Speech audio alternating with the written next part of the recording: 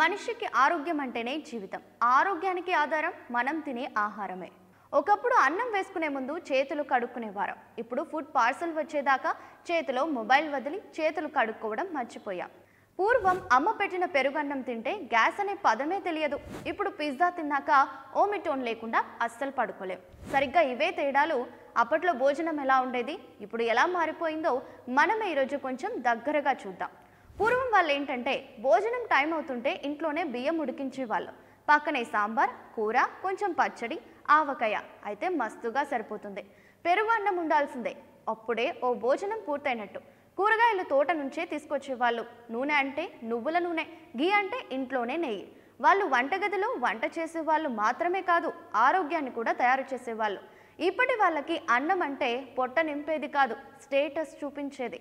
Bro, నేను ఆ రెస్టారెంట్లో కొరియన్ బీబీక్యూ తిన్నా, నాకు చైనీస్ ఫుడ్ చాలా ఇష్టం, కానీ యాక్చువల్లీ జొమాటో లేట్గా వచ్చింది. అంతే, వంట చేసే వాళ్ళు తగ్గారు, డెలివరీ బాయ్స్ పెరిగారు. పాలకూర కంటే పన్నీర్ బటర్ మసాలా నచ్చుతుంది, సాంబార్ కంటే షవర్మా బాగుంటుందని పార్సల్ తీసుకుంటున్నారు. డబ్బుతో ఫుడ్ కొనొచ్చు, కానీ ఆరోగ్యం మాత్రం కాదండోయ్. ఫుడ్లో రుచి పెంచేందుకు వేసే కలర్ వల్ల శరీరం బలహీనమవుతుంది. 10 ఏళ్ల పిల్లలకు షుగర్, 25 ఏళ్ల యువకులకు బీపీ. కాల్షియం పాలు కాకుండా సోడా బాటిల్స్తో చూసే మన జనరేషన్ ఎదుగుతుందా లేక వెనక్కి వెళ్తుందో తెలియడం లేదు. అన్నం తినవద్దని కాదు, కానీ రుచి కంటే ఆరోగ్యానికి మొదట ప్రాధాన్యం ఇవ్వాలి.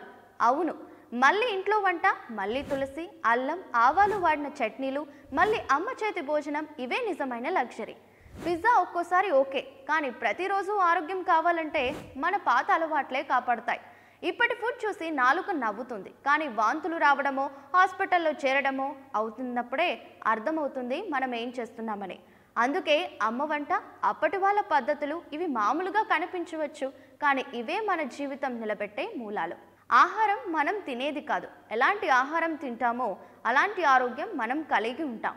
కాబట్టి రుచికి కాదు, రోగ నివారణకి తినండి. అప్పటి ఆహారంలో భవిష్యత్తు ఉందని మరవకండి. సో నేను కూడా మంచి హెల్తీ ఫుడ్ తినడానికి ట్రై చేస్తాను, మీరు కూడా ట్రై చేయండి. Thanks for watching. Subscribe to వాయు న్యూస్.